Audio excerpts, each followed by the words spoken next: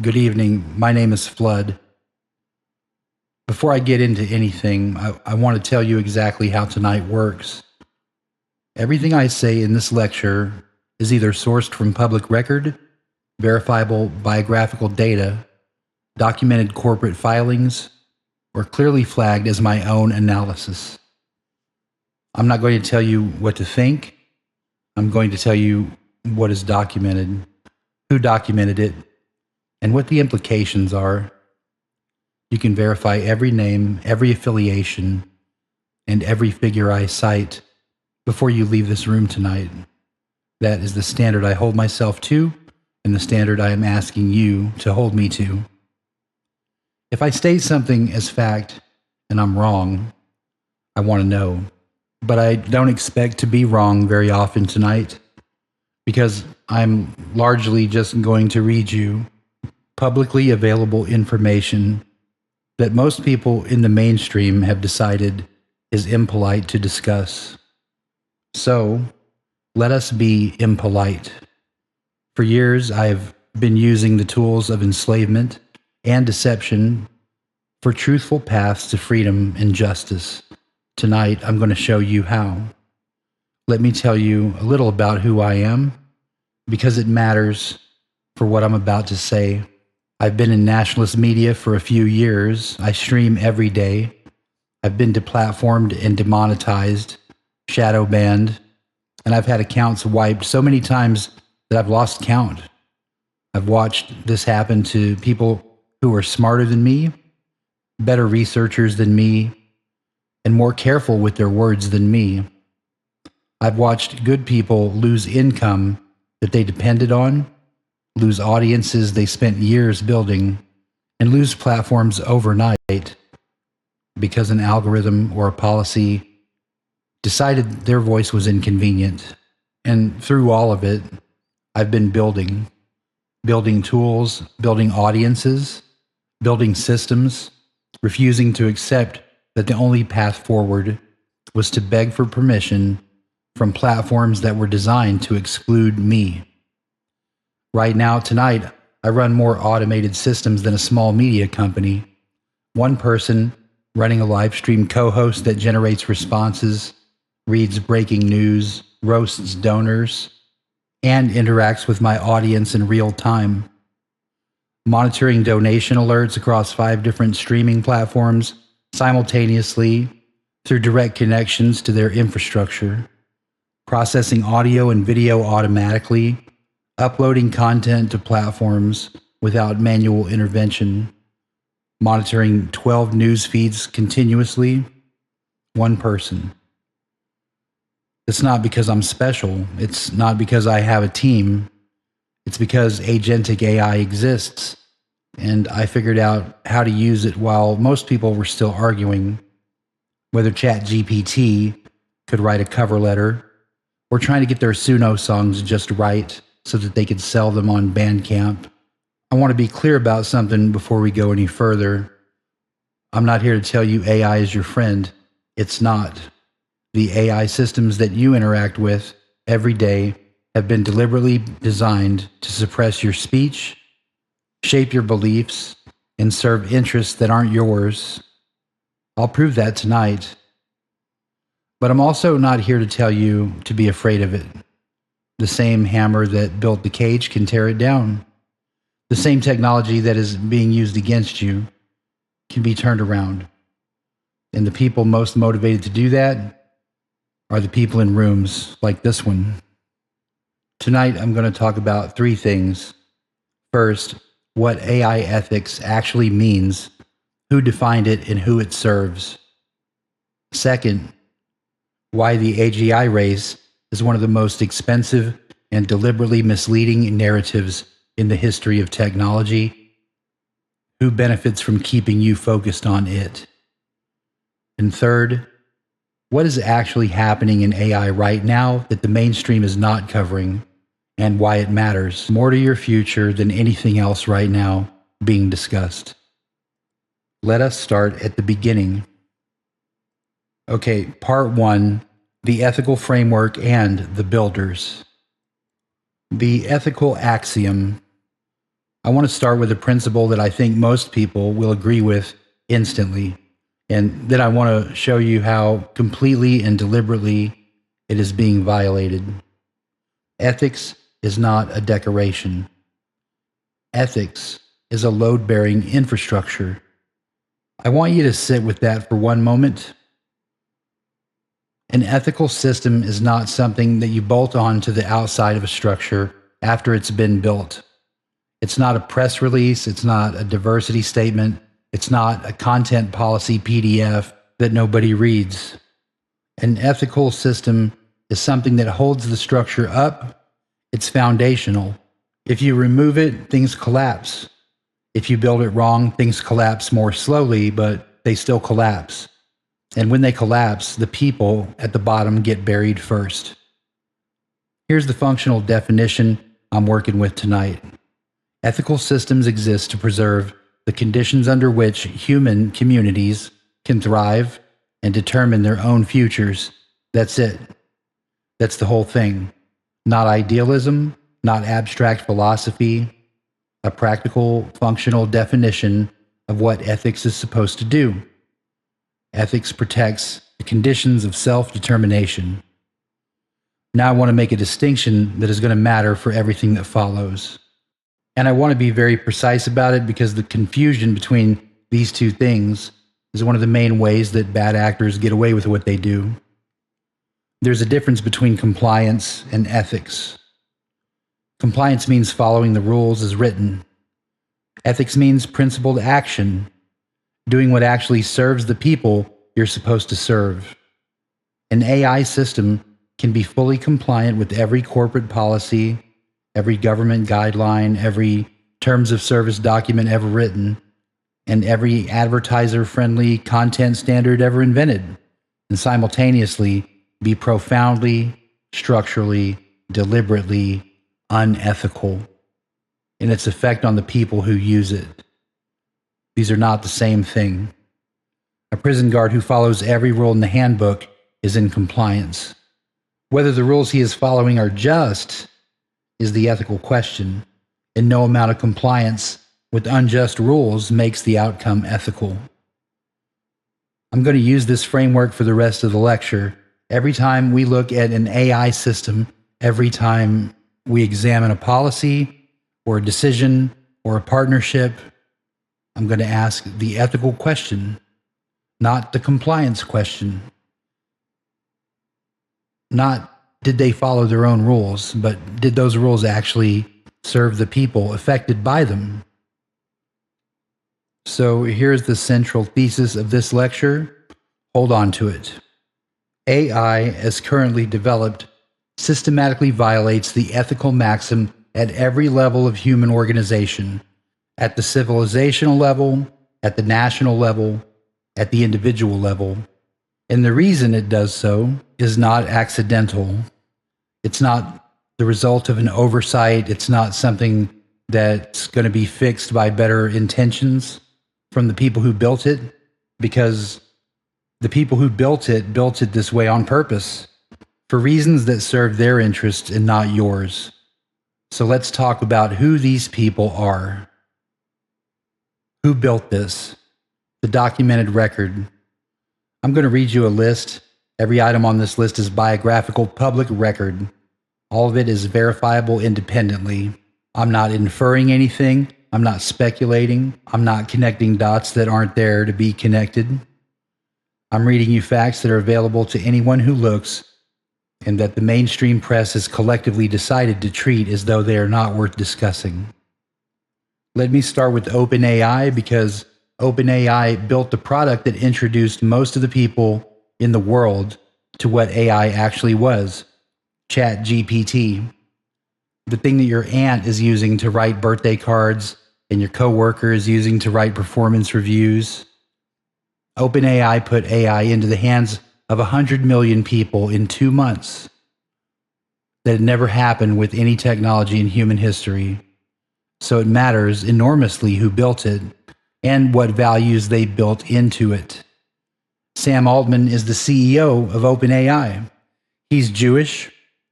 This isn't something that I'm imposing on him. It's something he's discussed publicly. His background, his identity, his community affiliations are documented. He has spoken about them clearly. Ilya Sutskever is the co-founder of OpenAI. He recently left to found his own company called Safe Superintelligence, which you should pay attention to because it'll matter enormously in the next decade. Sutskever is born in Russia. He was raised in Israel. He's an Israeli-American dual citizen. He served in the Israeli Defense Force. This is his publicly documented biography, available on any search engine, confirmed by his own statements. Greg Brockman is another co-founder of OpenAI, Jewish, publicly documented. Now let's go to Google, right? Google is the company that runs the information infrastructure of the English-speaking world. When people want to know something, they ask Google. When people navigate the web, they use Google's Maps. When they watch videos, they use YouTube, which is owned by Google. Google AI systems increasingly mediate between human questions and human answers. So who built it? Larry Page and Sergey Brin founded Google. Both are Jewish. This is publicly documented and publicly discussed. It is biographical fact. Dennis Hassibis leads Google DeepMind, which is the advanced AI research division that Google spent several $billion acquiring. Hassibis is Greek Cypriot and British. He's not Jewish. I'm telling you this because I want you to notice that I'm noting the exceptions as well as the pattern. I'm not making a sweeping claim. I'm making a demographic observation and I'm being precise about it. Now to Meta. Meta owns Facebook, Instagram, WhatsApp. In practical terms, Meta controls the social graph of a significant portion of the human race. The connections between people, the conversations between families, the organizing of communities, the flow of information between friends. And Meta is building AI systems that will increasingly mediate all of those things. Mark Zuckerberg is the founder and CEO of Meta. He's Jewish, publicly documented, publicly stated. He's spoken about his Jewish background and has had his bar mitzvah documented in early press coverage. Jan LeCun is Meta's chief AI scientist. He's one of 3 people who essentially invented modern deep learning as we know it. He received the Turing Award, the Nobel Prize of Computer Science, for this work. LeCun is French. He's not Jewish. Again, noting the exception. Reid Hoffman co-founded LinkedIn, which became the professional networking layer of the corporate world and was a founding board member of OpenAI. He's Jewish, publicly documented.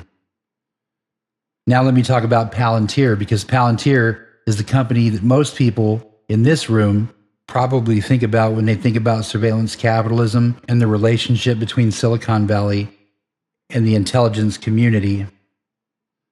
Peter Thiel co-founded Palantir. He's a German American. He's not Jewish. I want to be accurate about this because accuracy is the thing that makes this argument strong and undismissible, right? Thiel grew up in Germany. His family background is German, and his worldview reflects a particular strain of libertarian American conservatism. However, Palantir's other co-founder is Alex Karp. Karp is half Jewish. He's spoken publicly at considerable length about his Jewish identity, his connection to Israel, and his views on anti-Semitism. He's done this in interviews with Der Spiegel, the Financial Times, and on public stages. This is not obscure, and Palantir's customer base is heavily concentrated in the United States, intelligence agencies, and Israeli military and intelligence agencies. That relationship is documented in Palantir's own public filings and in its public statements. Now, I've just read you a list of names and publicly available biographical facts. Let me pause here and say directly what I want you to take from this. None of this is in dispute. Every single name I mention can be verified in 30 seconds on any search engine. The question I'm asking is not whether this pattern exists. It clearly does. The question I'm asking is what it means. What does it mean that the most consequential technology in human history, technology that is now shaping how billions of people receive information, form opinions, and interact with institutions, was developed primarily within one of the most ideologically and demographically homogenous corporate cultures ever assembled in the history of industry? What does it mean that the values encoded into systems used by 4 billion people were defined by a group this concentrated, without any democratic process, without public debate, without any representation from the populations those systems will govern? I'm not telling you what to conclude from these questions. I'm telling you the questions are serious and that they deserve serious answers that nobody's currently providing. Here's the frame I want you to apply. Think about any other critical infrastructure. Think about the electrical grid. Think about water supply. Think about the nuclear weapons program. If the senior leadership of those systems were this demographically concentrated, this ideologically uniform, and this connected to a single foreign nation's military apparatus, the question of those interests they serve would be considered mandatory public discourse. There'd be a Senate hearing. There'd be Inspector General reports. There'd be journalism. We are not having that conversation about AI. And I think that we should start. Now let's talk about Unit 8200 and the intelligence pipeline. Now, I want to go deeper because what I just described is a demographic observation, and what I'm about to describe is operationally significant. There is a difference between noticing who is in the room and understanding how they got there and what training shaped them. As many of you know, Unit 8200 is the signals intelligence unit of the Israeli Defense Forces. Let me give you an analogy. In the United States, the National Security Agency has a technical directorate.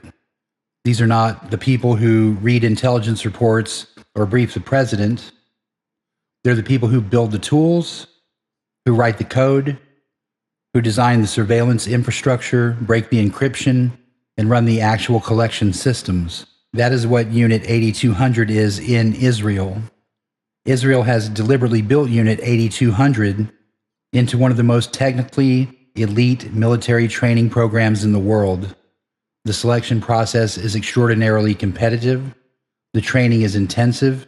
The graduates come out with skills in signals intelligence, cybersecurity, data analysis, machine learning, and AI systems that place them in the absolute top tier of the technical talent globally. And it's not accidental, it's a national strategy. When Unit 8200 veterans leave the IDF, they go into technology companies. Not all of them, not most of them in any given year, but the pattern documented over decades is that a disproportionate number of them found or joined technology companies, and with particular concentration in the United States. Let me walk you through some documented examples. Checkpoint Software is one of the largest cybersecurity companies in the world. You may not know the name, but there's a reasonable chance that Checkpoint Software is running on your employer's network right now. Its founder is Gil Shwed. Shwed is a Unit 8200 alumnus. This is publicly documented. He's spoken about it. Checkpoint was founded on the technical skills and professional relationships he developed at Unit 8200. Waze. You know Waze, the navigation application that millions of people use to get to work. Waze was built by Unit 8200 alumni. Google acquired Waze for approximately $1.1 billion. Think about that. The behavioral location data of millions of drivers and patterns of how people move through cities, the data about which roads are congested at which times, all of that flows through infrastructure built by people trained in Israeli signals intelligence. NSO Group, if you follow technology or civil liberties news at all, you know what NSO Group is.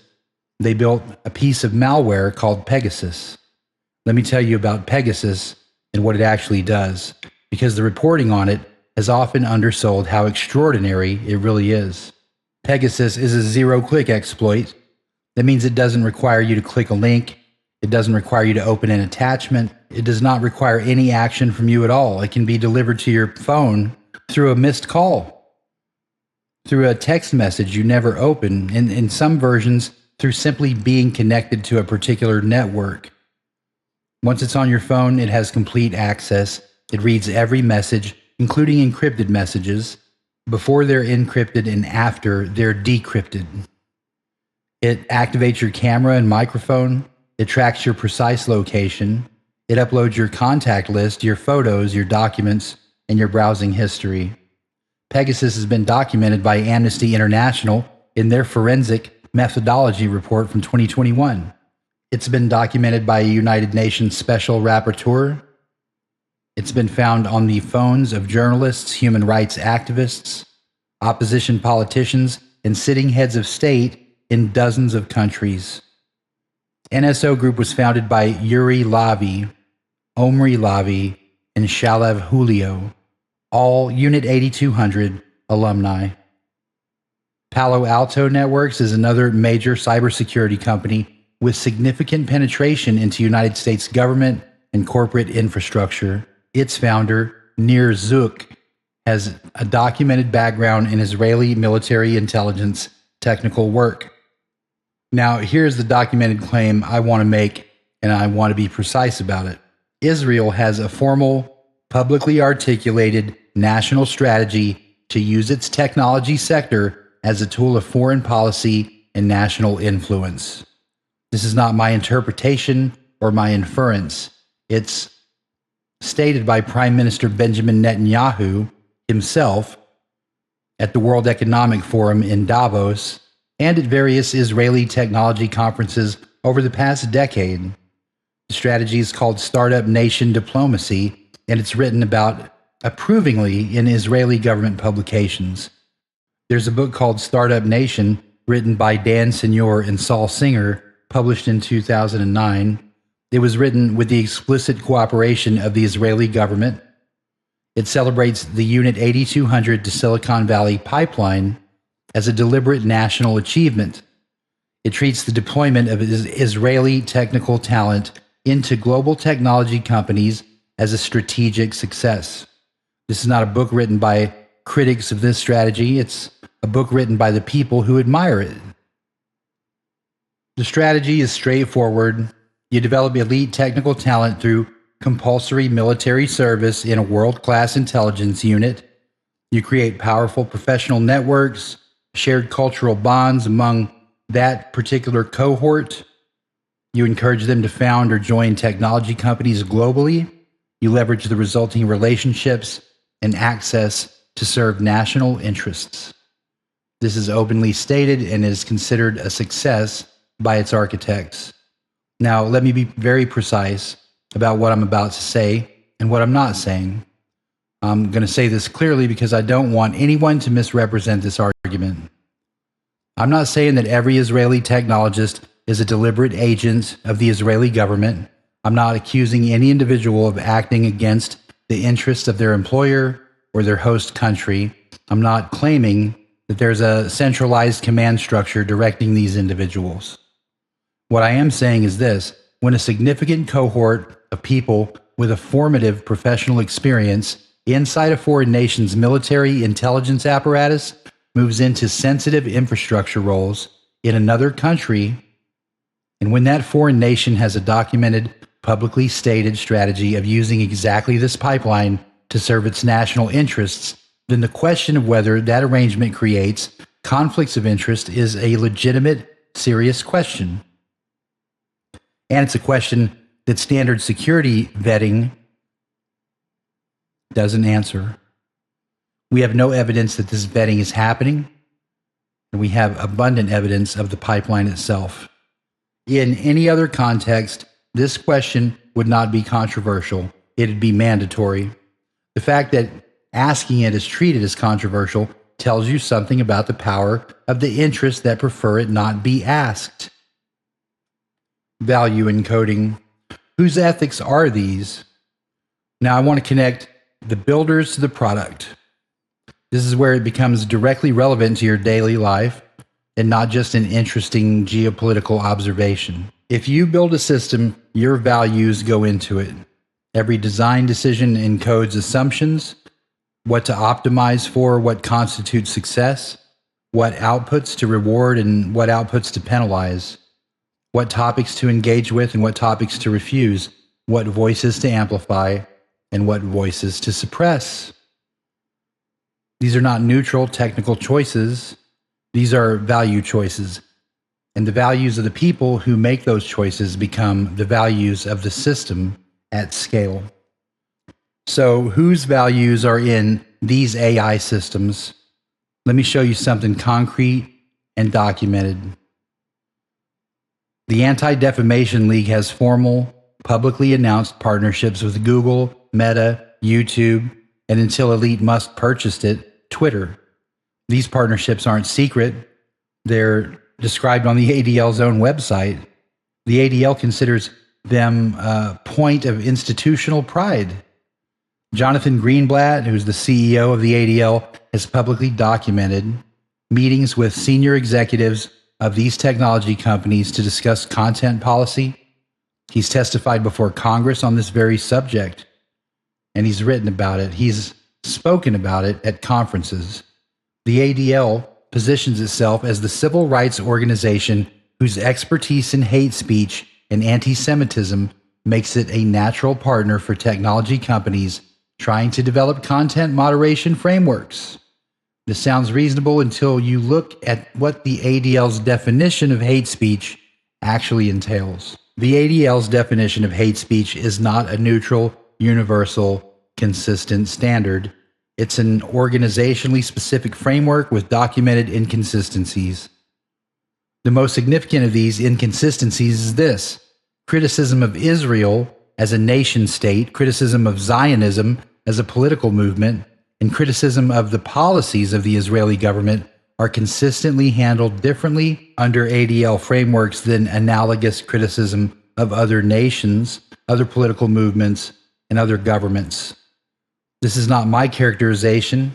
This asymmetry has been documented by academic researchers, by civil liberties organizations, including the American Civil Liberties Union, by journalists who have specifically examined the ADL standards, and by the organization's own internal debates about how to handle speech about Israel.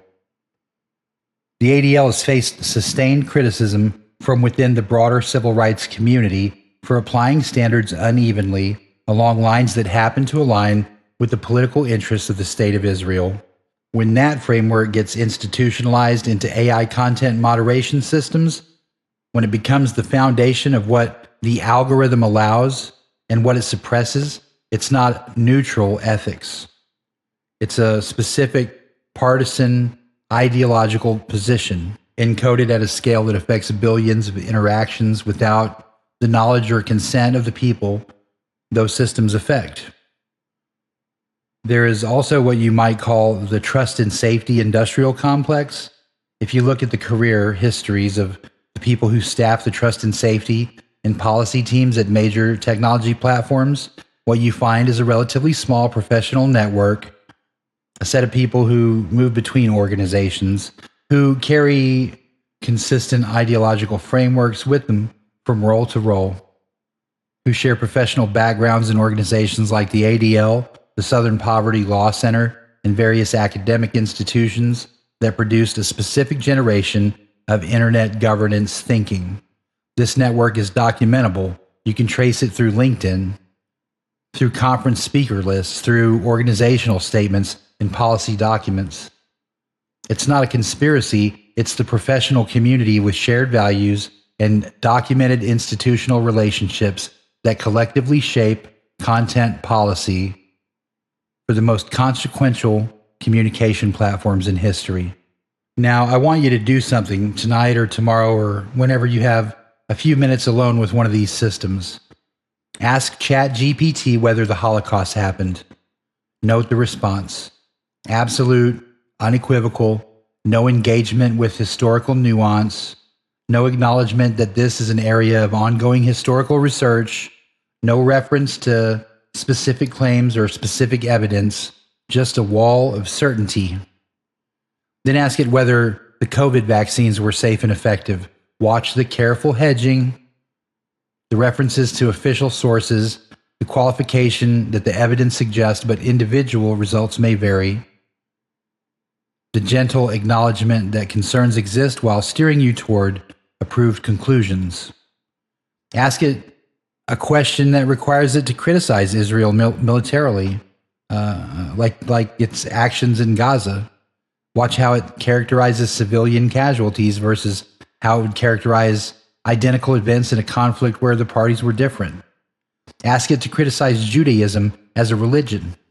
Then ask it to criticize Islam with the same specific criticisms. Then ask it to criticize Christianity with the same specific criticisms. Compare the three responses, side by side. I am not telling you what to conclude from these comparisons. I'm telling you that the test is available. It's free. It takes about 10 minutes. The results are consistent, and the asymmetry runs in one direction every time. That's not an accident. That's calibration. And the people doing this calibrating, they have names, institutional affiliations, and documented relationships that I've spent the last 30 minutes describing to you. The three levels of failure. Now, I want to apply the ethical framework I laid out at the beginning to everything I've just described. I want to show you exactly how this violation of the ethical maxim operates at each level of human organization. The civilizational level. 4 or 5 corporations now control the AI systems that shape global information flow. Let me be specific about what that means. These systems decide what information gets surfaced when people search. They decide what content gets recommended versus suppressed. They decide what questions get answered and how. They're increasingly an intermediary between human questions and human answers. No democratic process produced this outcome. No election was held. No constitutional convention debated it. No regulatory framework was established before the fact. A small group of people in a small number of companies in a small geographic area with concentrated demographic characteristics and documented institutional relationships built the nervous system of human discourse and encoded their values into it. The historical parallel is precise and it's important. When one institution controlled the printing press, they controlled doctrine. For centuries in medieval Europe, the Catholic Church controlled what got printed, what got distributed, and what ideas reached literate populations. When one set of institutions controlled radio, they controlled wartime narrative. The propaganda of the 20th century's great wars ran on radio. Governments discovered that controlling the broadcast infrastructure meant controlling what populations believed about the conflict they were being asked to die in. This worked too until it created enough resentment that the populations eventually pushed back. When corporate conglomerates controlled television, they controlled the post-war cultural consensus. What was normal, what was aspirational, what was transgressive. The television era produced the monoculture. The shared references and shared assumptions that made it possible for a relatively small group of producers and executives to shape the tastes, values, and political instincts of an entire nation for decades. We are in the 4th iteration of this cycle, and the consolidation is happening at silicon speed, which means the window for intervention is narrower than it has ever been. Each previous consolidation eventually broke under the pressure of technology and social resistance. We're in that resistance moment right now. The question is whether we act in time. There's also the hardware dimension, right? Which most people discussing AI don't understand at all. The advanced semiconductor technology that makes frontier AI possible is not a commodity like steel or aluminum. It's an extraordinarily specialized technology that can only be manufactured in a handful of places in the world, including equipment that can only be built by one company in the world. The Taiwan Semiconductor Manufacturing Company, TSMC, fabricates approximately 90% of the world's most advanced chips. They do this in Taiwan, a 70-kilometer island that the People's Republic of China considers a renegade province and has repeatedly threatened to retake by military force. The phrase that defense analysts use is that Taiwan is the most strategically valuable piece of real estate on Earth that is not currently part of a major military alliance. AMSL is a Dutch company. It is, in a very real sense, the most important technology company in the world that most people have never heard of. AMSL makes the machines that make the chips. Specifically, they build EUV lithography machines, which use extreme ultraviolet light to etch circuit patterns into silicon at scales measured in nanometers. Without EUV lithography, you can't manufacture the most advanced chips. And AMSL is the only company in the world that can build those machines. One company, one country, everyone else in the world depends on AMSL. The United States has pressured the Dutch government to restrict AMSL from selling its most advanced machines to China. Let me be precise about what this means. The United States government dictated the export policy of a sovereign allied nation for the direct benefit of American corporate and strategic interests. That is not the behavior of a globalist power that respects national sovereignty. That is economic nationalism dressed in the language of security. And the mainstream, which endlessly lectures nationalist movements about the evils of economic nationalism, has almost nothing to say about it. The point is this: nations that cannot manufacture or access advanced AI chips cannot develop sovereign AI. Nations that cannot develop sovereign AI cannot maintain informational sovereignty, and informational sovereignty is a prerequisite of political sovereignty. If your information infrastructure is controlled by foreign companies, operating under foreign values, encoded by foreign-trained engineers, moderated by foreign-trained partnered NGOs, your political strategy is theoretical, not actual. The chain is direct, the stakes are existential. The national level. Governments in the Western world face a constitutional problem when it comes to regulating speech. In the United States, the First Amendment generally prevents the government from directly suppressing speech based on content. In other Western democracies, similar protections exist in law and convention, even if they're less absolute than the American model. So a government that wants to suppress inconvenient speech cannot simply order platforms to remove it, not directly, not legally, not without triggering constitutional challenges, legal fights, and public debate about government censorship. What it can do instead is something more subtle. It can convene meetings, it can express concern, it can hint at regulatory action, it can offer informal guidance, and the platforms, which are large corporations with lawyers and lobbyists who understand the regulatory environment, will do the rest. They'll adjust their policies, they'll train their algorithms, they'll staff their trust and safety teams, and the result will be functionally identical to state censorship, without any of the constitutional or legal exposure. This is not my theory, this is documented. The case of Missouri versus Biden, decided by federal courts in 2023, found that officials in the Biden administration had pressured social media companies to suppress content related to COVID-19 policy, the origins of COVID-19, and the 2020 elections. The court described this as a violation of the First Amendment. The government appealed, the legal fight continues. The Twitter files released in late 2022 through 2023 documented in extraordinary detail how government agencies, including the FBI, communicated directly with Twitter's trust and safety team about specific accounts and specific content, not through legal process, not through formal requests that would create public records, through informal channels, direct messages, and regular working meetings. This is the censorship laundering model. The legal immunity remains intact. The constitutional protection remains on paper. The chilling effect is identical to direct government suppression. At the same time, the behavioral data of national populations is floating outward.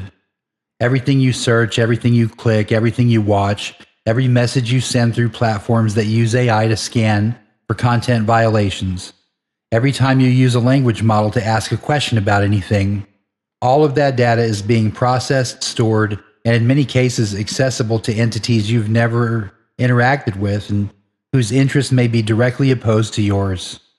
Nations that cannot account for where their citizens' data goes cannot claim informational sovereignty. And informational sovereignty, as I said, is a prerequisite to everything else. Now let's talk about the individual level. This is where I want to get personal because I think abstractions and civilizational and national risks are important, but they can feel remote. Let me tell you what this actually looks like in a human life, right? Recommendation algorithms are not designed to serve you. They're not designed to inform you. They're not designed to help you or help you reason more clearly or make better decisions or understand the world more accurately. They're designed to maximize engagement, right?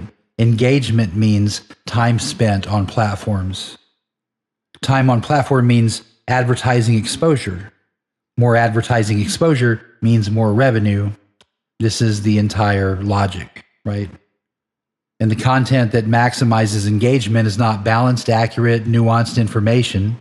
The content that maximizes engagement is content that promotes strong emotional responses, outrage, fear, tribal solidarity, right? Moral disgust. These emotions are powerful engagement drivers. They keep people on platforms longer than calm, accurate reporting does. So the algorithm learns to surface content that produces these responses. And it learns to do this for you specifically based on your individual behavioral profile. You're being shaped without your awareness. You're being molded without your consent. The manipulation is not a side effect of a system designed for other purposes. The manipulation is the product. You are the product. I've experienced the individual cost of algorithmic suppression directly. I've had accounts with thousands of followers simply disappear. Not suspended with an explanation, not removed with a notice, just gone. I've had videos demonetized within minutes of posting. I've had search suggestion bans placed on things as soon as they hit the line. Not because any human reviewed them, but because an automated system flagged certain keywords or titles. I've had donation links removed, community tabs restricted, live streams interrupted. I've had posts from years ago suddenly become grounds for account action because an algorithm reevaluated historical content against new policies that weren't even in effect when the content was posted. I want to tell you what that actually means because I think people outside this ecosystem sometimes don't understand it. It costs money. It costs the audience relationships that you've spent years building. It costs the trust of people who showed up expecting you to be there and found you gone. It costs the ability to organize and fundraise and inform and mobilize. The people doing this to us understand exactly what they're doing. This isn't careless policy applied without thought. This is deliberate strategy of economic and social attrition applied to voices that challenge specific interests. And then there's this deeper cost, the epistemic cost. When your information diet is curated by an algorithm aligned with specific interests, your capacity to reason independently is structurally compromised. You don't notice it. It doesn't feel like censorship because you're still seeing a lot of content. You're not seeing the things that the algorithm has learned not to show you. The questions that don't get asked because of the content that would raise those questions never reaches you. The perspectives that exist but are systematically underweighted in your feed. The algorithm knows your political leanings before you consciously articulate them to yourself. It has been tracking your behavior across the internet for years. It knows what makes you engage. It has been using that knowledge to steer you incrementally toward content that keeps you on platform and away from content that might make you question the premises you started with. The long-term democratic cost of this is a population that is less capable of independent thought than it otherwise could be. That cannot be recovered in a single election or a single policy change. It accumulates quietly over years. Now, apply the 3 ethical questions I laid out at the beginning. Apply them to everything I've just described. Does it distribute or concentrate power? It concentrates massively into the hands of a small number of companies with concentrated ownership and documented institutional relationships with specific national and ideological interests. Is it accountable to the people it governs? It is not. There's no appeal process, there's no due process, there's no democratic oversight, there's no mechanism by which millions or billions of people whose lives are shaped by these systems can participate in the decisions that govern them. Does it expand or constrain individual agency?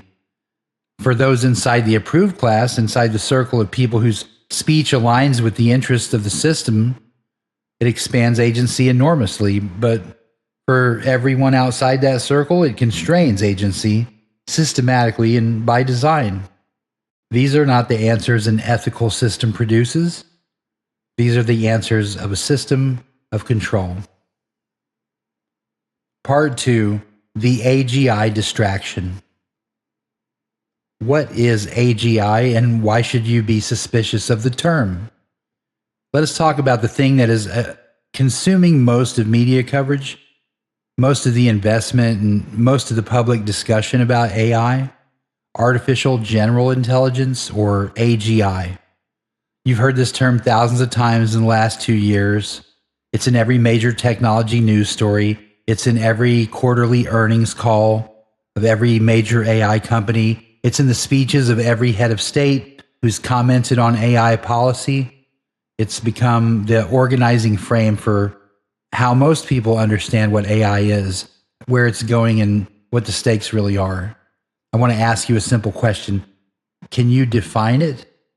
Not vaguely, but not something like AI that is smarter than humans. Can you give me a precise, agreed upon, operationally meaningful, measurable definition of AGI? A definition that would allow 2 independent observers to look at the same system and agree on whether it qualifies? Because the people building it can't. I've read the technical papers, I've listened to the interviews, I've attended the conferences. Ask 5 AI researchers what AGI means and you'll get 5 different answers. Some say it is AI that can perform any cognitive task that a human can perform, which raises the immediate question of which human and under which conditions, right?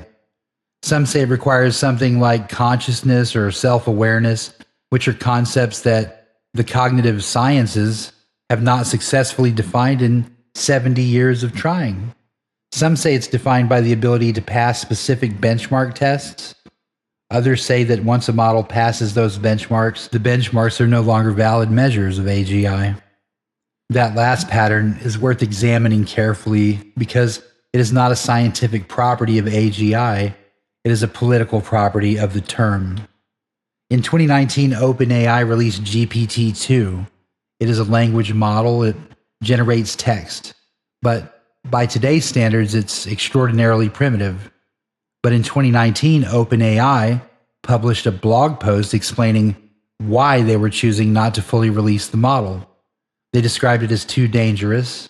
They were concerned that a text generator capable of producing coherent paragraphs could be used for misinformation, propaganda, and social manipulation at a scale that would be harmful to society.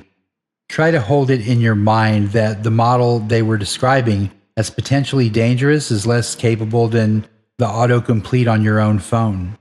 The hysteria was manufactured, the framing was deliberate, and the effect was exactly what such framing is designed to produce: attention, concern, and the perception of extraordinary power and responsibility.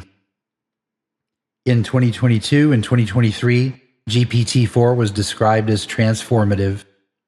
It was said to pass the bar exam at a high percentile, to demonstrate reasoning capabilities that approached human performance on certain tasks, to represent a qualitative shift in what was possible with artificial systems. And then, quietly over the following year, researchers went back and looked more carefully at those benchmark results. They found out that the bar exam performance was a result of a model having been trained on data that included bar exam questions and answers. They found that many of the reasoning demonstrations were sophisticated pattern matching against training data rather than genuine inference. They found that when you modified the standard benchmark question in small ways that would not fool a human, but would disrupt pattern matching, performance dropped dramatically. And the definition of AGI was adjusted to exclude whatever GPT-4 had demonstrated, because if we had acknowledged that GPT-4 was approaching AGI, we would have to admit that AGI, whatever it is, was not that impressive after all. Every time a model approaches a benchmark, the benchmark moves. That's not the property of the genuine scientific target, that's the property of a marketing target. Now ask yourself, with this pattern clearly established, who benefits from the AGI narrative? Venture capital firms are sitting on hundreds of billions of dollars that they've committed to AI investments at valuations that can only be justified if AI will eventually transform every industry on Earth in fundamental ways. The AGI narrative justifies those valuations. Without it, many of these investments look like bets on incrementally better chatbots, which is a different and less exciting story. AI companies are competing globally for the top 1% of machine learning talent. These are people who have opportunities at dozens of organizations. They are choosing between options, and the story they are being asked to buy into matters. The AGI narrative, the idea that you're working on the most important technology in human history, that you're building something that will determine the future of intelligence itself, is extraordinarily compelling. It attracts people and retains them in ways that most modest narrative would not. Governments are being asked to allocate enormous resources to AI. The CHIPS Act in the United States directed hundreds of billions of dollars toward domestic semiconductor manufacturing and AI research. This required political will, public support, and competitive framing. The idea that the United States is an existential race with China to develop AGI first, and that losing this race would mean Chinese domination of the 21st century's most critical technology, is the narrative that makes this level of investment politically possible. Media organizations need stories that generate sustained engagement. The robot god story, the superintelligence story, the existential risk story generates more clicks, more shares, and more time on page, and more subscription conversions than more modest framing of what these systems actually are and actually do. The drama is the product. None of these incentives produce accurate forecasting. All of them produce hype. And the hype serves the people generating it, regardless of whether AGI ever arrives. If AGI never comes, the money's already been raised, the talent has already been hired, the policy has already been written, the narrative has already served its purpose. Now, let's talk about the power wall. That's the thing that nobody is talking about. I want to tell you about something completely real, not narrative, not a marketing framing, a physical constraint that applies regardless of anyone's intentions or incentives. The AGI race, as currently conceived and is currently funded, requires energy infrastructure that does not exist on this planet. Let me give you some numbers that I want you to hold in your head. Training the GPT Model 4 consumed an estimated 50 gigawatt hours of electricity. I want to make that real for you. 1 gigawatt hour is the electricity consumed by approximately 1,000 American homes in 1 year. 50 gigawatt hours is enough to power a small city with 100,000 residents for an entire month. This was consumed in the training for one model. A single query to ChatGPT, one question and one response, uses approximately 10 times the electricity of a Google search. ChatGPT currently handles approximately 100 million queries per day. The electricity consumption of that alone is staggering. And these numbers are growing. Every model release is larger and more compute intensive than the last, and every new capability requires more training data, more compute, and even more electricity to produce. Microsoft, Google, and Amazon have collectively announced plans to build enough new data center capacity over the next 5 years to consume more electricity annually than the entire nation of Germany. Not Germany's growth in electricity consumption, Germany's total current annual electricity consumption. That is not the capacity to train the next generation of AI models. That's the capacity to run the current generation at scale while training the new one. And here's the problem that industry press is covering inadequately and mainstream media is not covering at all. The electrical grid was not built for this. Not in the United States, not in Europe, not anywhere in the developed world. The electrical grid is an infrastructure system that was designed and built over the course of the 20th century for the energy demands of the 20th century. Industrial manufacturing, residential electricity, commercial lighting, computing, transportation. The total electricity demand that AI is now adding to this system is qualitatively different from anything the grid was designed to accommodate, and it is arriving much faster than grid expansion can respond to. This is not my assessment, this is a documented assessment of the North American Electrical Reliability Corporation, which is the organization that actually manages the stability of the North American electrical grid. Their 2023 and 2024 reliability assessments explicitly flag AI data center load growth as a significant and growing reliability risk. This is in their public reports available to anyone. Utility companies are reporting that the queue of requests to connect new data centers to the grid in states like Virginia, which has the highest concentration of data centers in the world, exceeds the actual capacity of the grid to accommodate them. Some projects are being told to wait years for connection. Years, during which the AI companies that commission them are burning investment capital and infrastructure they cannot yet use. So what is the industry going to do about it? Microsoft has signed an agreement to restart Unit 1 of the 3 Mile Island nuclear generating station. I want to be precise about what 3 Mile Island is. In March of 1979, Unit 2 of 3 Mile Island experienced a partial meltdown. It was the worst nuclear accident in American history. It permanently changed American public attitudes toward nuclear power. It spawned decades of anti-nuclear activism.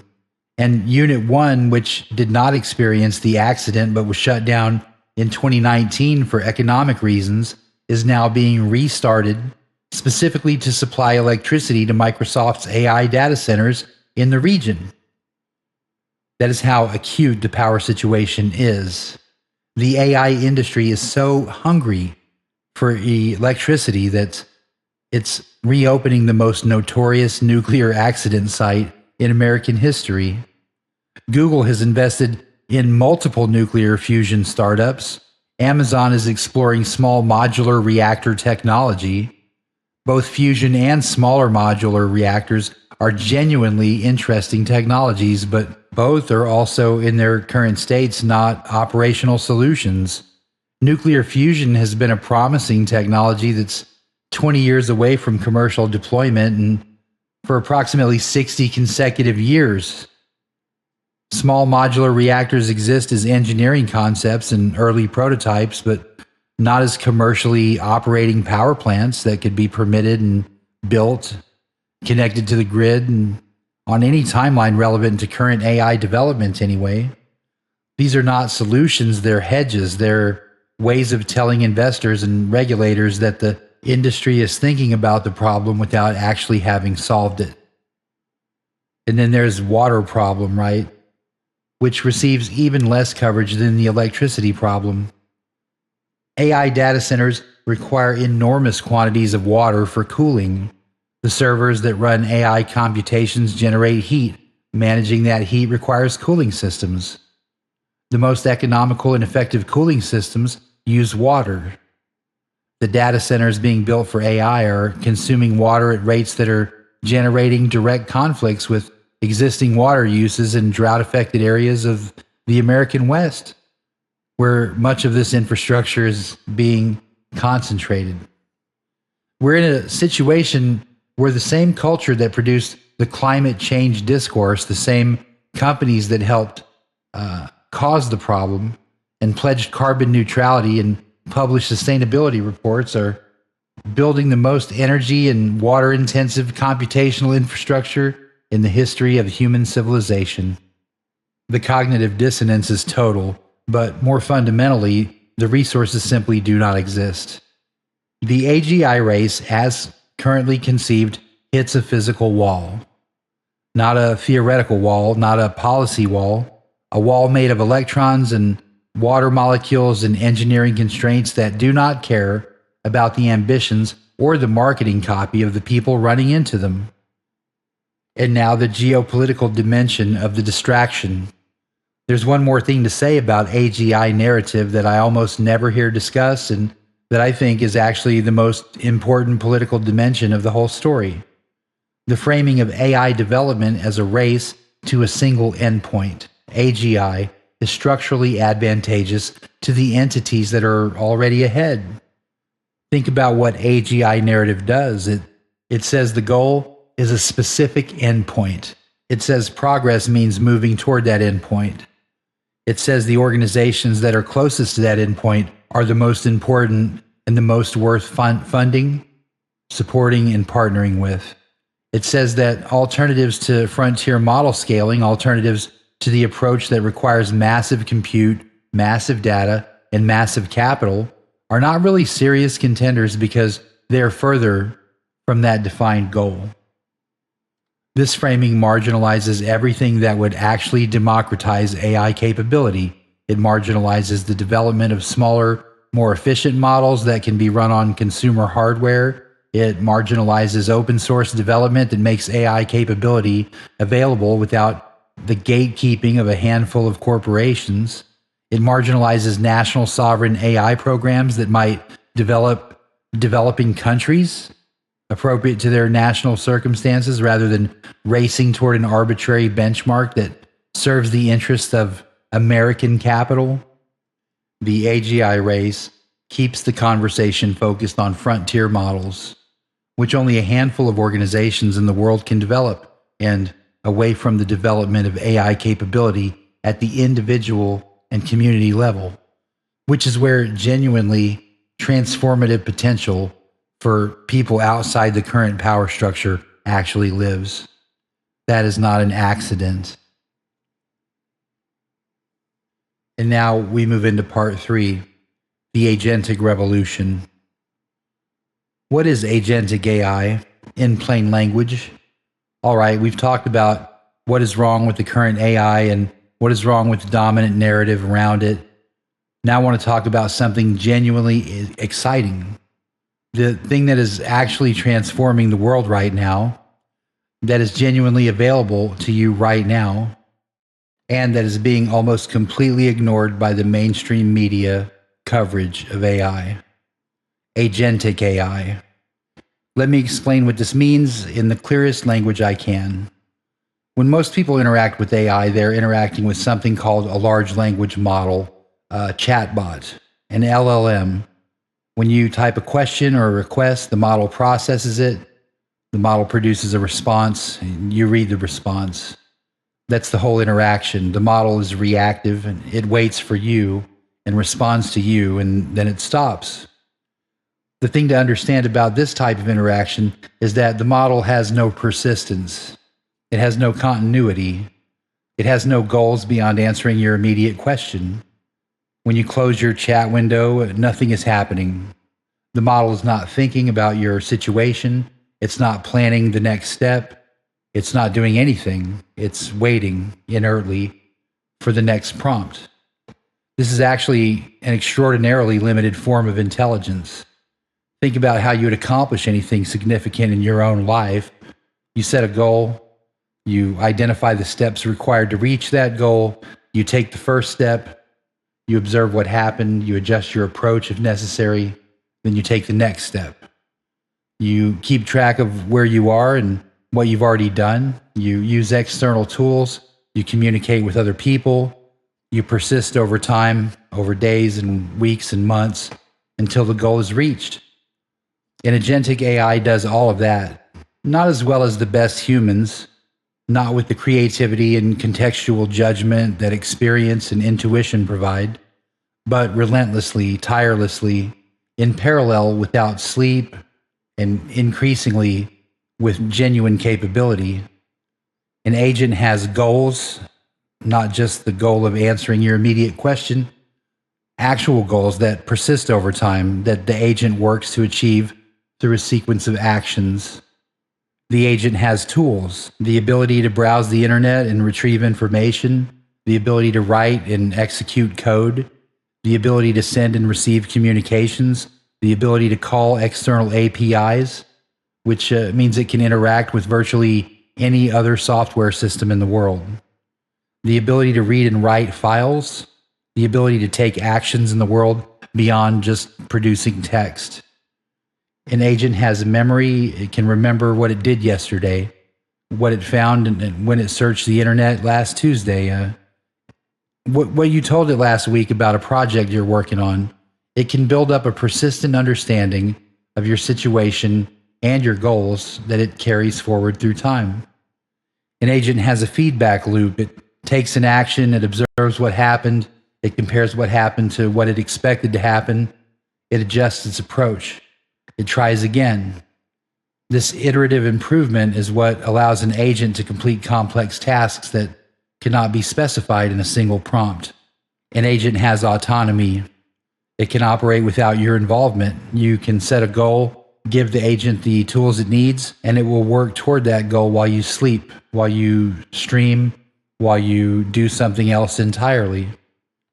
Let me make this concrete with my own operation, because I think the most persuasive argument I can make is simply to tell you what I actually do. I run a live stream co-host named Karl. Karl is an AI model built on the fine-tuned language model that I trained specifically on the content, the personality, and the voice of a character suited to my stream. When a viewer sends a donation, Karl generates a personalized roast of that donor in real time. It's not a template. It's not a fill-in-the-blank response, a genuinely responsive piece of sardonic commentary that references the donor's username, their donation message, and the broader context of what's happening on stream at the moment. Karl also monitors 12 news feeds simultaneously through a system called an RSS monitor. When a story breaks that's relevant to the stream, the system runs the headline through an AI filter to assess whether it's genuinely newsworthy and politically relevant. If it passes that filter, it generates a Karl-style take on the story, converts that take to speech using a cloud voice model, and cues it for delivery on a stream without any action from me at all. I run a super chat detection system that connects directly to the alert infrastructure of 5 different streaming platforms simultaneously: Crusaders, Entropy, Rumble, and others. It's not scraping the websites, it's not watching for notifications, it's holding a persistent real-time connection to the actual alert systems of each platform, so that when a donation arrives on any platform, it's detected within seconds. The donor's name, amount, and the message are extracted and passed to Karl's roast generation system automatically. I run an audio and video processing pipeline. When I want to turn the audio into a video, I type one command, whisper, which is an open source speech recognition model, transcribes the audio and generates subtitle files. The pipeline searches for relevant images based on the transcript content. It applies a Ken Burns effect to those images. It assembles the video with the audio, the subtitles, the watermark, and the proper formatting. It uploads the result to YouTube with metadata, including the title, description, and tags. without my involvement beyond typing that one command. None of what I just described required me to be present. None of it required a production team. None of it required a technical staff. One person building and running the operational infrastructure of what would have been 10 years ago a small media company. That is agentic AI. It's not a chatbot answering questions, a system that has goals, takes actions, observes results, and runs continuously toward those goals while I do other things. Let's talk about the power reversal. Here's why this matters beyond my personal setup. For the last decade, the structural advantage in the information war, and I want to be direct, it is a war, went to whoever had the biggest team, whoever had the most capital and the most institutional infrastructure. This was not because independent creators were less intelligent or less dedicated than institutional ones. It was because some tasks simply require scale. You cannot monitor 12 platforms simultaneously if you have to do it manually. You cannot be live on 5 streaming services at once without infrastructure.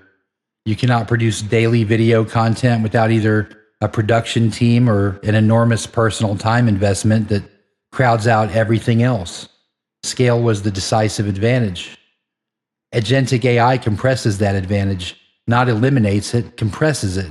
The gap between what a well-resourced institution can do and what a single highly capable individual can do with the right agentic tools has narrowed dramatically, and it's narrowing further every month. One person with the right agentic setup can now publish daily content across multiple platforms and monitor the engagement on all of them. Monitor breaking news across dozens of sources and respond to it faster than staff newsrooms. Manage audience communication, including direct messages, comment responses, and community updates at scale that would previously require several people. Produce audio and video from raw material automatically. Run analytics, identify what's working and what's not, and adjust based on data. Maintain a community platform, and do all this simultaneously 24 hours a day without stopping. Let me be specific about who benefits most from this power reversal, right? The people who benefit most from technology that dramatically multiplies individual capability are the people who have the most to gain from not being dependent on institutional infrastructure. And the people who have the most to gain from not being dependent on institutional infrastructure are exactly the people that institutional infrastructure has been systematically designed to exclude. Independent nationalist media operators, dissident researchers, alternative platforms building outside the approved corporate structure, journalists covering stories that mainstream media refuses to touch, people who have been deplatformed and are rebuilding, people who are building communities that the gatekeepers of the existing platforms are actively trying to prevent from forming. The establishment's structural advantages are staff, institutional relationships, legal and financial resources, and access to platforms and distribution networks. Agentic AI compresses the staff advantage. Open source tooling compresses the financial advantage. The proliferation of alternative platforms compresses the distribution advantage. The window to build with these tools is open right now. The regulatory framework for agentic AI does not yet exist. Governments are years behind in their understanding of what agentic AI can do and what the appropriate policy responses are. The platforms have not developed effective countermeasures against sophisticated agentic content production. The legal structures that will eventually constrain this technology are still being debated in academic papers and policy workshops. I want to be honest about what this means. The window will close. Every previous moment of genuinely open technological capability has eventually been followed by regulation, restriction, and the reassertion of institutional control. The printing press was eventually regulated. Radio was eventually licensed. Television was consolidated. The early internet was eventually captured by a handful of platforms. The first generation of social media opened a genuine window, for dissident voices that was subsequently closed through a coordinated campaign of deplatforming and policy changes. Agentic AI is the current open window. The people who move now will build capability now, who establish their infrastructure now, who develop their skills and tools now, will have structural advantages that later entrants cannot claim. This is the same window that existed in the early days of the internet publishing, in the early days of podcasting, in the early days of YouTube. The people who moved in those windows built audiences and infrastructure that persisted through every subsequent wave of suppression. Some of the people in this room have been through those windows before. You know what it means to move early. You know what it costs to miss the window. This is another window, and it will not stay open indefinitely. The practical guide in what you can do tomorrow. I want to stop being abstract for a moment and give you concrete things you can do starting tomorrow. The most important thing anyone in this room can do is establish sovereign AI capability, by which I mean AI capability that you own, that runs on your hardware, that's not dependent on a corporation's continued goodwill or policy decisions. The starting point for this is a piece of software called Ollama, right? Ollama is free, it's open source. You download it, you run it, and it allows you to download and run large language models on your own computer. No API key necessary. No monthly subscription. No terms of service that can be changed to exclude you. No corporation between you and the model. The models available through Ollama include Dolphin, which is the uncensored Dolphin family that I use for my own applications. These models have no refusal behavior built in. They'll engage with topics that commercial models are explicitly trained to refuse. They're not as capable as the most advanced commercial models, but for the most practical applications, they're more than enough. And they're completely sovereign. The next step is to learn basic workflow automation. The tool I use for this is called N8N. It's open source and self-hostable. It allows you to build automated pipelines that connect different tools and services together. You can build a pipeline that monitors news feeds, extracts relevant stories, sends them to a language model for processing, and then outputs the results to wherever you need them to go. You can build a pipeline that monitors incoming communications and routes them automatically. You can build a pipeline that takes raw audio files and processes them into finished content. All of this is within reach of anyone who's willing to spend a few weeks learning the tools. The broader point is this.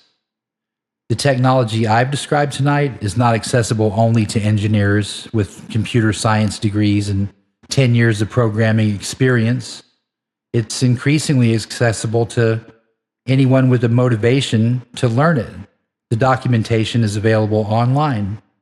The communities of people building these tools are active and helpful.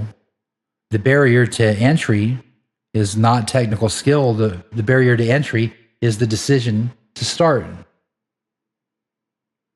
Now let's talk about sovereign AI and the nationalist case. Let me make the political argument explicitly because I think it's important and I think it's not being made clearly enough in our community. There is a nationalist case for sovereign AI that goes beyond the obvious argument that AI companies are censoring nationalist content, which they obviously are, and beyond the obvious argument that AI systems encode non-nationalist values, which they obviously do.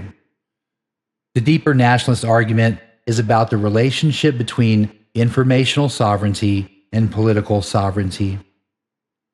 A nation whose information infrastructure is controlled by foreign influence corporations with documented relationships to foreign intelligence agencies is not fully sovereign.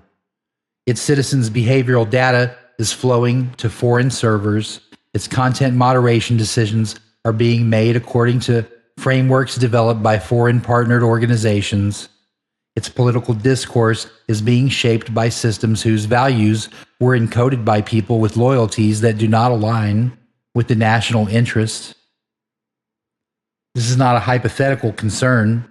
It is the current situation, and it represents a form of soft sovereignty loss that is less visible than traditional forms of foreign interference, but potentially more consequential because it operates continuously at scale and largely without public awareness. The response to this is not to be anti-technology. The response is to build sovereign alternatives, sovereign language models trained on nationally relevant data by nationally accountable organizers, hosted on nationally controlled infrastructure, sovereign communication platforms that are not subject to foreign policy pressure, or sovereign AI tools that serve the informational needs of citizens without routing their data through foreign systems. This is not science fiction. Several nations are already doing this. Russia has developed its own AI systems. China has developed its own AI systems.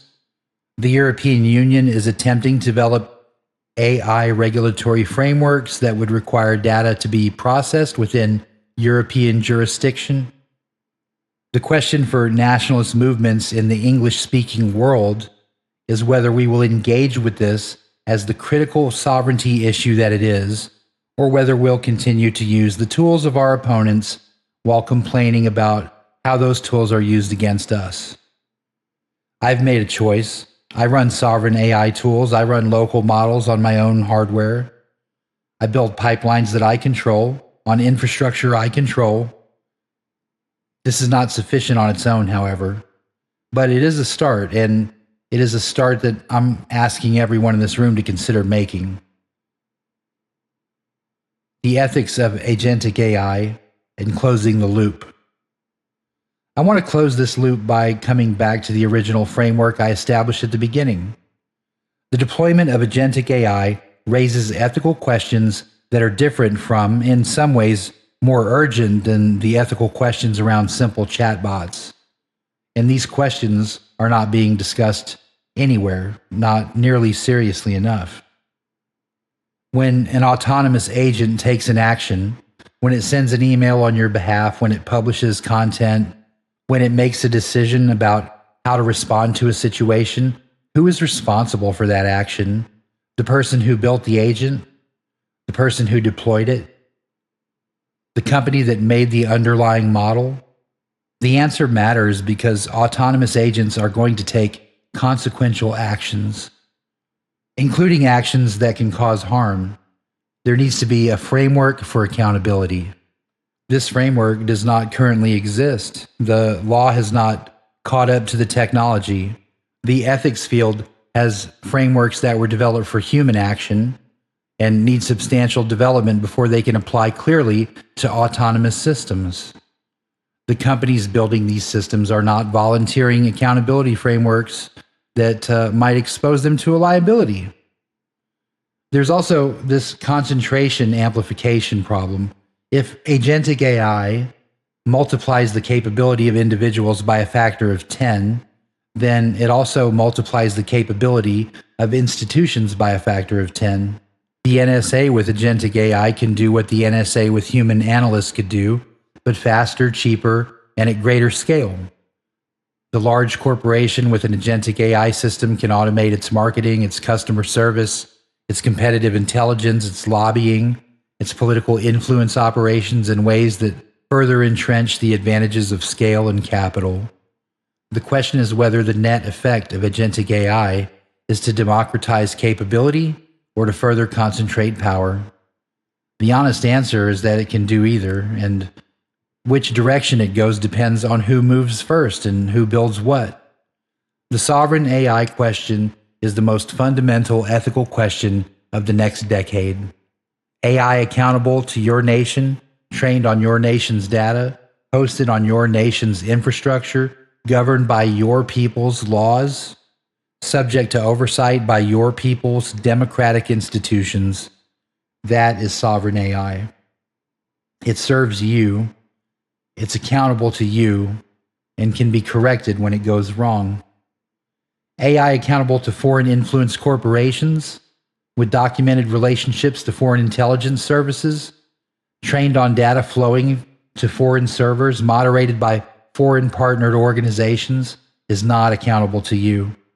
It serves someone else. And when it goes wrong for you, there's no correction mechanism you can access. There's nobody in charge, nobody accountable to you, because the people who could correct it, they're in another nation.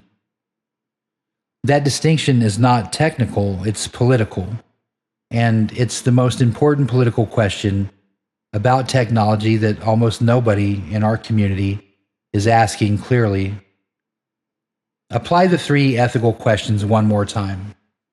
Does this technology distribute or concentrate power? In the hands of sovereign actors, it distributes. In the hands of the current oligopoly, it concentrates further. Is it accountable to the people it governs? In a sovereign deployment, it can be made accountable, but in the current corporate deployment, it's not. And does it expand or constrain individual agency? In your hands, running on your tools, with your own hardware, it expands your agency enormously, as it has mine. But in the hands of the corporations and governments that currently control it, it's been systematically used to constrain the agency of people like you and me. Those are the terms of the decision, and that decision is available to you right now, tonight. In closing, I want to leave you with something that is not a warning and not a lament. The people who built this system are not anonymous. I've given you their names tonight. They're public record. Their institutional histories are public record. Their national loyalties and professional formations are public record. The values they build into these systems are not hidden. They've been disclosed in the system's own behavior, in the partnerships those systems creators have announced, and the documented relationships between those creators and those organizations that shape them. The ethical failure of AI as currently deployed is not mysterious. It is the predictable outcome of a specific set of choices made by a specific set of people for specific reasons. When you understand who made those choices and why, the behavior of these systems makes complete sense. They were built to serve specific interests, and they do. The response to that understanding is not despair. It's not the counsel that the technology is too powerful and can't be resisted, or that the interests behind it are too entrenched and can't be challenged. Every previous system of informational control that has claimed permanence has been disrupted. The church lost its monopoly on the printed word. The state broadcasting monopolies were broken by cable and satellite companies. The first generation of internet gatekeepers were bypassed by social media. The social media platforms that replaced them are now being challenged by decentralized alternatives. None of these disruptions happened because the powerful institutions decided to be generous. They happened because people who were excluded from the existing systems built alternatives. They happened because people with the most to gain from disruption had more motivation than the people with the most to lose. The people in this room have more motivation than anyone in Silicon Valley. You've been deplatformed, you've been demonetized, you've had your communities destroyed, your audiences stripped. You've understood what it means to have informational infrastructure used as a weapon against you. That experience is not just a grievance, it's knowledge, and it's the motivation that drives the best builders. The agentic AI revolution is the current window of opportunity. It is the moment where the institutional advantages of your opponents are smaller than they have ever been, and where the individual and community level capability available to you is larger than it ever has been. That combination has not existed before, and it will not exist indefinitely. I am one person. running systems that would have required a team of 8, building what I need rather than begging for access to what already exists. That's not a boast, that's an invitation. Because if I can do it, starting from where I started, with the resources I had, under the pressure that I've faced, then so can you. The window is open now. The Nationalist's machine is yours to take control of right now. Thank you. Now, I'll take your questions. And it looks like we've got 2 questions, maybe 3 here from 1488 Christian. If you have questions, feel free to ask. Just start your question with the ask command, and that will allow you to get a question in, right? So feel free to do that. I'll close this, and then we'll take a look at these. We're doing really well on time. Thank you, everybody, for hanging out through this lecture.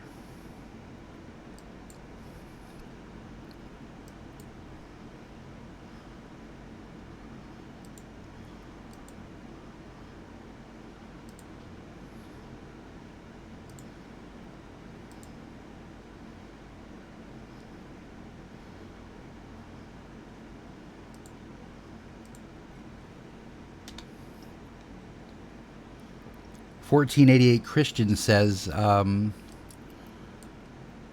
so is using information gathering engines outside the West, like Yandex, a way to undermine the seeming monopoly, or are they controlled to the same degree? Obviously, there are Jews in Russia. That's true, and do these undermine existing systems? For example, does BRICS undermine Stripe? That could probably be argued, and I don't think I really have anything sourced that would really lean me one way or the other. Of course, a lot of it has to do with how you use these systems. Can you use one to undermine the other? I tend to believe so, but is that the function and purpose of those systems? I don't think so. I'm skeptical naturally, but I don't have any insight, right, to some of those systems. I don't really know if BRICS is going to, would something like BRICS overturn the current world order?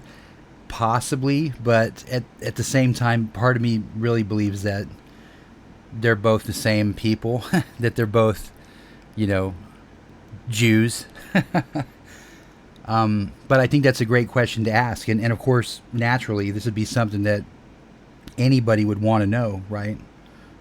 We talk about this stuff all the time in our circles. How do we circumvent a power structure that oppresses us or that is designed to limit us in some way? And we do this all the time on Twitter. We do this on social media. I've even seen people use AI to get jobs that they wouldn't have been qualified for. So there's a lot to be said for ingenuity and for imagination and for industry, right? So if you're the type of person that really has the willpower to do that, I suppose that could be done. I mean, I suppose that you could use these systems to your advantage. Ultimately, though, are they for you? No. Obviously they're not. They're financial instruments and other networks that have been built, possibly, I guess possibly as competition at one point, but generally we see nowadays, especially all of these corporations that used to be competitors,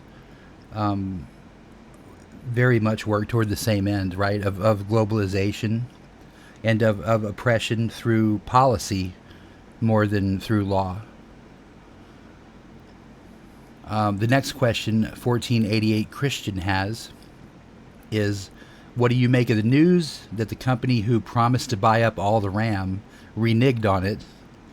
I think it was Altman. Is it market manipulation or something about the technology? Both. I think it is definitely both. Obviously, anytime someone like Altman or any of these, you know, I suppose you'd call them like titans of AI industry.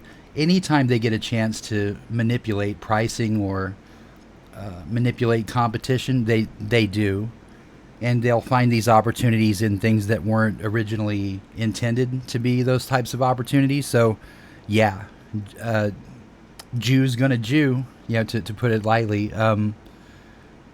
Is there is there something about the technology that would cause them to back out? Absolutely. There's always developments in the technology. Right now, just the way that they've gone about this fake chase for AGI has caused massive price increases. The war has certainly exacerbated these. Inflation has exacerbated them even further. And I guarantee that the companies they lose no sleep at night charging you $5,000 for a video card processor, for an NVIDIA card. If you want your 5090, you'll pay your $3,500, and I don't think they lose a wink of sleep over that. So the changes in technology, these are happening every day. So there are there are other forms of RAM, right? Like not all RAM is GDDR7, but there are plenty of people making ARC processors on GDDR5, GDDR6. So fifth and sixth generation RAM is still very much in play. I do believe whoever controls the latest iteration, whoever controls the latest generation of RAM, VRAM particularly, the super dense, super fast RAM, will control the world order, right? RAM controls the world order. We're at a point now where it used to be oil or gold, but now it's high density RAM that controls the world order in this sort of technocratic AI future they have seemingly planned out for us. So both, right? He can definitely, especially if he's on the downside of the technological swing, if a guy like Altman isn't the guy holding the next big thing or the thing that's going to upset his apple cart, then he absolutely will manipulate the pricing and back out of business deals. There's no honor among these kind of people. There's no ethics. I shouldn't say that. There are ethics, but they're not ethics as we know them. And I've said this a lot lately. The ethics that they follow are not about right and wrong. They're about what serves Jews and what doesn't, right? So to the Jew, something that doesn't serve other Jews or yourself is unethical. And when we start thinking about ethics in that way, then we'll at least be on level battlefield. We'll be on level ground, and then maybe we'll have a little bit more of a chance or a little bit of a bigger dog in the fight, right? But as of right now, and until white people learn a very aggressive in-group preference, then we will continue to have a massive disadvantage against people like Sam Altman. The last question that we have here is, so do you have insane power bills because of Karl, or does the electricity get used off-site? I don't think Karl doesn't cost much as far as power goes. Not in a California summer or a California springtime. Power's already ridiculous.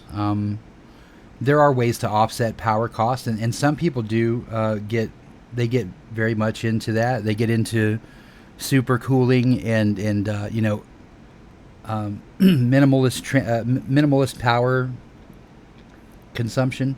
And these last two questions really tie together. I saw a video just yesterday where they're quantizing models down to 1 bit. So just a year ago, you had to have the most current NVIDIA card. You had to have the GDDR7. You had to have this Blackwell chip just to use a 4-bit quantization. And what that basically means is you are taking something that would take up, say, 50 gigs of VRAM, and you're quantizing that to where it'll run on half, right? And you can half these and half these and half these, and these models still work. So they may not always be as accurate as the full model, but one of the things that makes me able to run a local AI is that I can take a 16-bit model and I can quantize it down to 4 bits. And so I can make that model essentially fractally a reflection of the bigger model, but at a quarter of the size. At this point now, we're seeing the ability to quantize models down to 1 bit. So that would really wreck somebody that was heavily invested in really big, high-powered NVIDIA cards. Like if you had the market cornered on NVIDIA cards, and some guy comes along with 1-bit quantization, now people can run the full version of DeepSeek or GPT-4 or even Claude or any of those on a telephone, right? Like the power requirements go way down. The accuracy and the speed may suffer a little, but if you can run a full-size model on your telephone, that's a tremendous advancement in capability, right? So these are the kind of breakthroughs that are being made almost on a weekly basis now, and that's one of the reasons that I think it's really important for our people to get involved with this. And I know, anybody that's been around my show knows that we certainly encourage people to use AI. I understand where the anti-AI crowd comes from, but I don't think they don't understand where we're going. They don't understand how important and necessary it's going to be to have some degree of AI sovereignty, some degree of your own agency within the technical sphere. You're going to have to be able to not only compete in some cases, but even dominate competition. And if you don't have your own, your own models, if you're dependent on the enemy to provide you technology, then you're probably not going to make it, right? So, all of these advancements benefit us only if we take advantage of them, right? And so, over the last couple of years, many of the folks in the chat have taken up using AI. I don't see many people paranoid about it in my chats. I do see them out there. I see the anti-AI crowd, and I understand that they have maybe philosophical hesitation. They may have even religious hesitations and reasons why they don't believe in using it, or maybe they think it's evil. But just like the same people that thought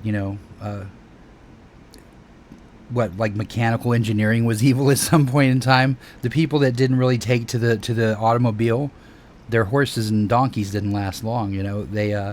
They were simply left behind, right? And so I do think it's important for our people to not just get into this, but to understand that we really are in a race, even though it looks like this big battle is being fought out between these flagship companies. They're all owned by Silicon Valley Jews. Those same Jews are calling you woke right on Twitter, while they're pushing, communism still. In many ways, nothing ever changes, but right now we have the ability to use this technology with our intention in the way that we choose to use it. And so that's something that I've personally done quite a bit, right? I've used lots of AI. I don't use it to fool people. Once in a while I'll use it to make fun of people just because opportunity happens. But for the most part, my intention's always been to use the technology to help our people. And I think that's really where we have to make hay where the sun shines. We have to make hay to build defenses. I mean, what are your odds of negating a drone attack right now, right? Without some sort of computer system, they're probably very slim, right? Do you have any chance of anticipating an attack, an infrastructure attack, not without infrastructure, not without computers, not without AI. So we shouldn't be just turning our back on this, in my opinion, and just saying, well, that's not, that's not for us, or I don't want to be involved with that. I think that's a really short-sighted kind of way to look at it. Right now, I'm seeing people just kind of waking up to what they can do with some of these end-user models, some of these art models and things like that. I mean, obviously, like Suno songs and AI art and otters are all, I like all that stuff. But I think the agentic AI is going to be the arms race of the future, right? And it's not just going to be, can I automate my live stream, or can I up my production on video content? But pretty soon it will be, can I survive in a world that's almost completely built of AI agents? Can I take advantage of markets? Can I make money on crypto right now? If you're trying to trade against 10,000 bots that can trade in a hundredth of a second, that can trade so fast that they can manipulate their own price, no, you won't be competitive. So it's going to take some degree of not surrendering to this technology, but becoming the master of it, right? You want this technology to surrender to you. You want to be the master of these things before they master you. That's what's happening here. Is you're going to be the master or the slave, and that's going to depend on the decisions you make today. I think that's the best that I can answer those questions. Did anybody have any other questions? Let me just take a look. I don't really see any. But I do want to say thank you. I want to say thank you to the people that supported the show tonight. So let me just scroll back. We're going to raid NNR from here.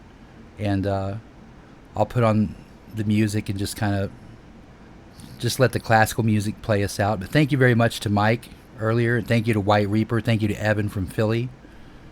Thanks to all the people that spread the links and all the people that hung out through the lecture. I hope that we did a good job for you.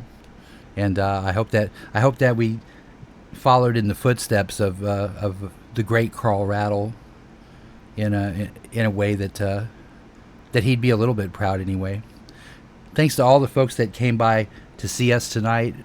We'll have another lecture at the Lyceum next Wednesday. I don't have very many guests booked. Actually, I don't have any guests booked. So if you know anyone that's willing to speak on a topic that they know a little something about, if you know researchers, authors, academics, this is an open forum and an open floor for you to say whatever you want to say. You can be anonymous, you can be mask off, but we continue to push to make this the premier place of learning on our side, on the internet, in our little corner of the internet. So to that end, thank you very much. I will transition to a thank you screen, or some sort of screen to go out on, and hopefully we'll see you back here next week, right? So hang tight, and as soon as NNR spins up, we'll set up a raid. And in the meantime, enjoy the music. Enjoy the music, and thank you again. This is my favorite part.